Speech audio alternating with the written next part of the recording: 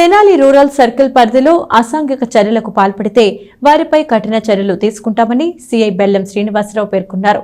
ఇటీవల జరిగిన బదిలీలో భాగంగా తెనాలి రూరల్ సీఐగా నియమితులైన శ్రీనివాసరావు ఆదివారం బాధ్యతలు స్వీకరించారు.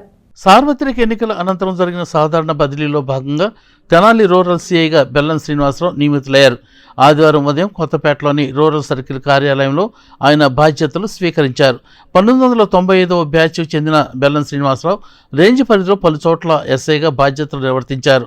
అనంతరం 2010లో సీఐగా పదోన్నతి పొంది సిసిఎస్ గుంటూరు, లాలాపేట సహా తెనాలిలో పనిచేశారు. 2010 తర్వాత తెనాలి 2 టౌన్ ఎస్ఐగా పనిచేసిన శ్రీనివాసరావు తదనంతర కాలంలో Tenali 1 town, 3 town rural circle ఇన్స్పెక్టర్గా సేవలందించారు. తెనాలిపై పూర్తి అవగాహన కలిగి ఉన్న ఆయన నూతనంగా బాధ్యతలు స్వీకరించిన సందర్భంగా ఆదివారం ఎస్ న్యూస్తో మాట్లాడారు.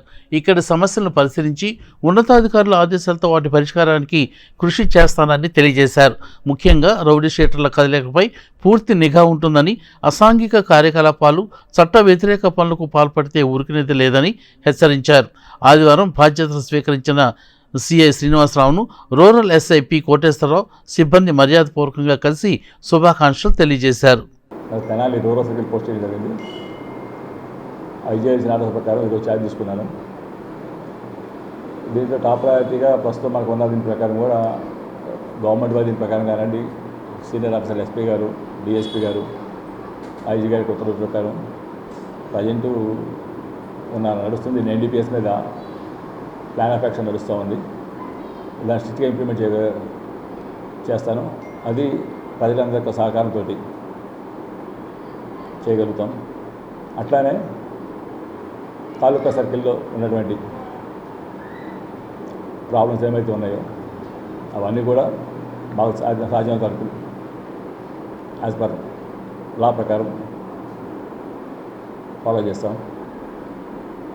ఎలాంటి రౌడీ షీట్స్ కానీ వీటన్నిటి మీద కూడా కఠిన చర్యలు తీసుకోవడానికి ఎలాంటి వెనకడుగు వేయం. దీంట్లో ప్రతి ఒక్క దాంట్లో కూడా మా యొక్క సీనియర్ డిఎస్పీ గారు, ఎస్పీ గారు, ఐజీ గారి సూచనలు పాటిస్తూ గవర్నమెంట్ వారు మాకు ఇచ్చినటువంటి